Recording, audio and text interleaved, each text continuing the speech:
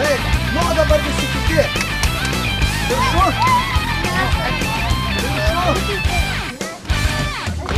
Kas nuo ten, kas nuo viršaus. Aš nuo ten. Opa, Per daug okei.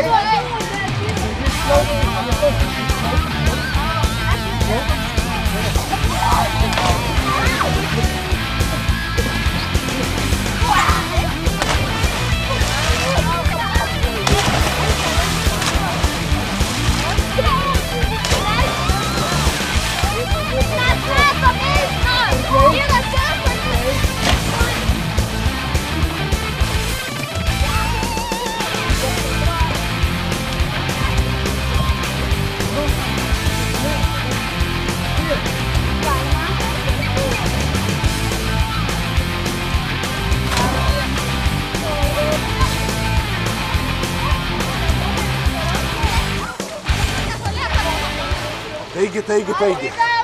Matėte, koks įvyko sunkus ekstremalus šuolis į vandenį. Buvau nustumtas nuo 2 metrų aukščio. Su jumis buvo Naglis Kutkevičius.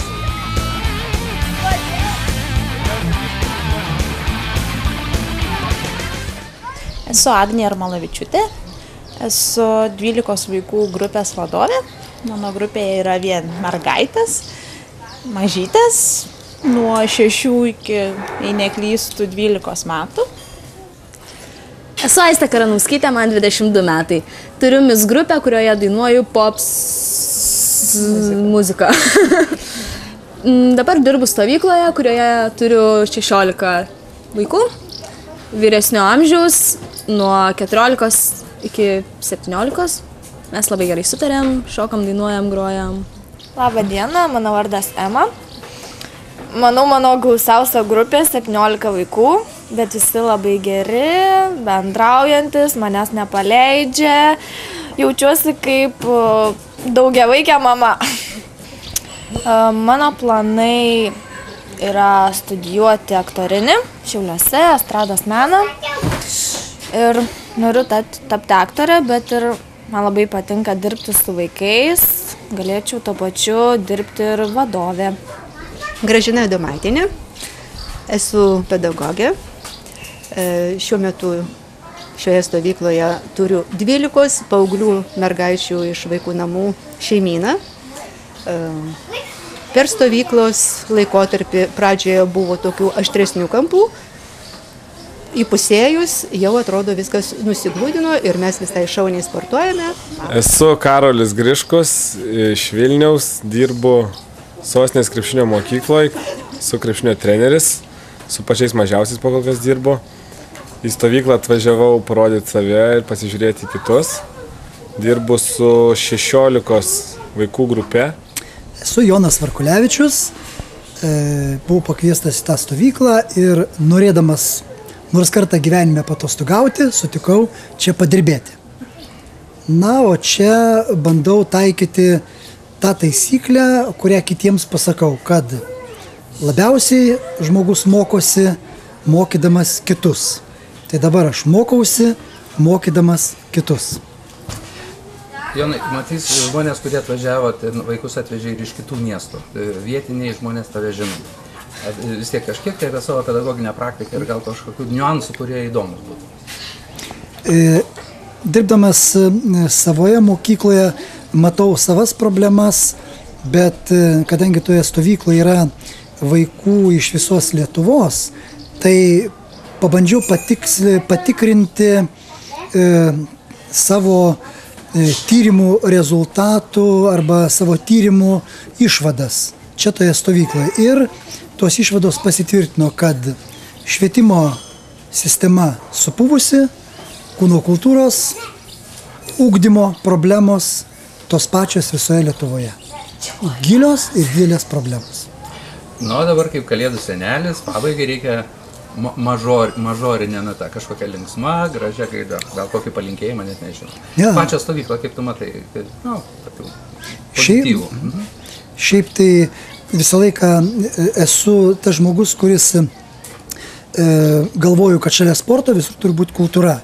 Ir šiandieną, kai tik aš ir matau toje stovykloje, kad šalia tos mūsų sportinės grupės labai džiugu, kada šalia yra meninės pakraipos grupelės. Tokia, sakyčiau, samplaka visų dalykų duoda labai teigiamų rezultatų, ypatingai jaunimo tarpe. Tai aš esu šalininkas būtent tokių stovyklų, kad tik tai jos vyktų. Ir džiaugiuosi, kad tą ir matau šitoje stovykloje. Tokie organizaciniai veiksmai labai gražiai čia derinami ir galvoju, kad stovyklos vadovų dėka, gan sakyčiau, gerai sustiguoti veiksmai. Kad yra visokių problemų, jų niekada neišvengsi, bet veiksmai strateginiai tikrai sustiguoti, taip aš džiaugiuosi.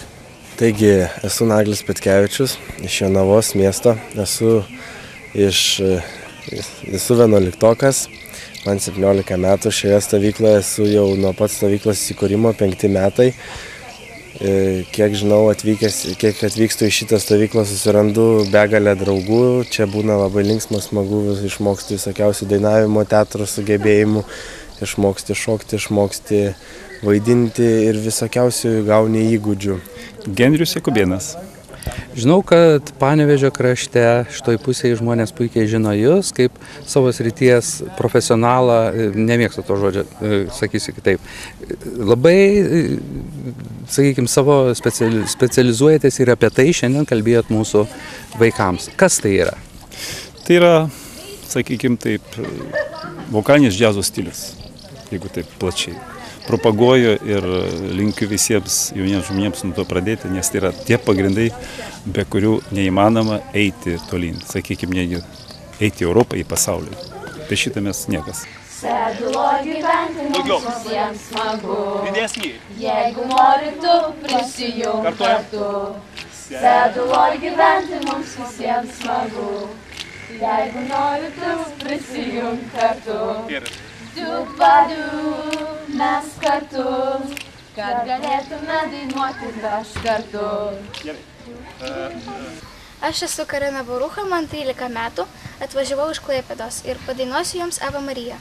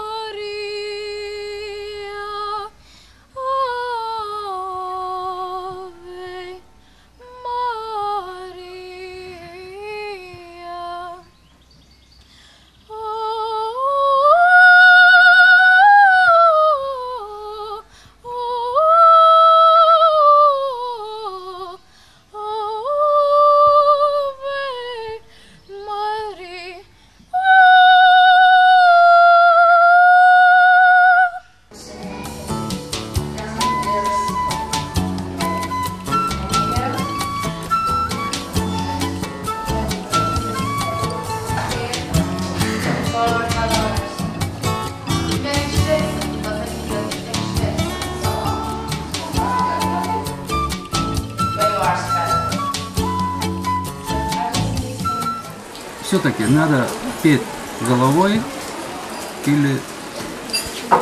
Это в смысле как? С головой, с умом или с голосом? Конечно, вместе. Впервые тебе надо знать и думать, о чем ты поешь, что ты хочешь сказать. Отсюда идет мысли, и потом ты выдаешь свои эмоции с голосом. Какие ошибки больше всего делали ребята, мальчики? Что им надо, что было для всех одинаково, что они плохо делали? Я не могу сказать, что они что-то плохо делали, потому что это уже очень хорошо, что молодежь вообще работает чем-то интересуется, что они не сидят дома у компьютера целыми часами и ничего не делают. Надо много работать, это, конечно, это самое первое, что надо делать, если выбрали такой путь. Не знаю, будут они продолжать всю свою жизнь этим заниматься, желаю только успехи. Есть немножко, как у кого кто-то боится сам себя, кто-то боится сам своего голоса. Кто-то, мне кажется, вот как это нормально. Слушали по радио песни, технику, слушали там, как Бейонсе поет. Это очень большая проблема, потому что мы теряем тогда себя. Как индивидуальность мы себя теряем. Как я сегодня уже говорила, немножко есть в нос, звук, когда идет.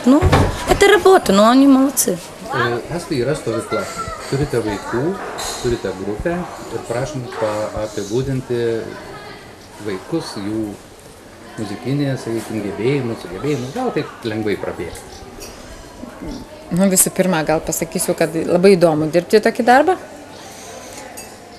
Vaikų yra šį kartą labai daug ir labai įvairūs. Yra tikrai labai talentingų ir turint daugiau laiko galima padaryti dar geresnių dalykų, nei padarysim jau šiame koncerte, finalinėme. Bet ir tai, ką galima padaryti su vaikais per savaitę, tai jau yra tikrai neblogų rezultatų.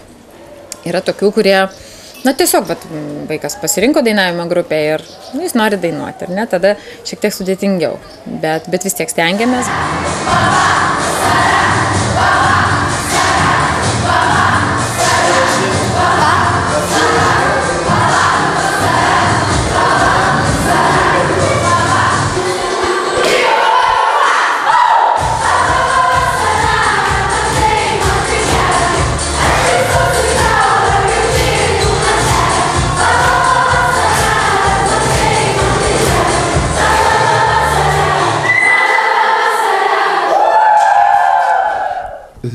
Kai kurios stovyklos, dauguma stovyklų yra, vaikai turi, sakykime, labai aišku, iš ryto kažkas, po pietų.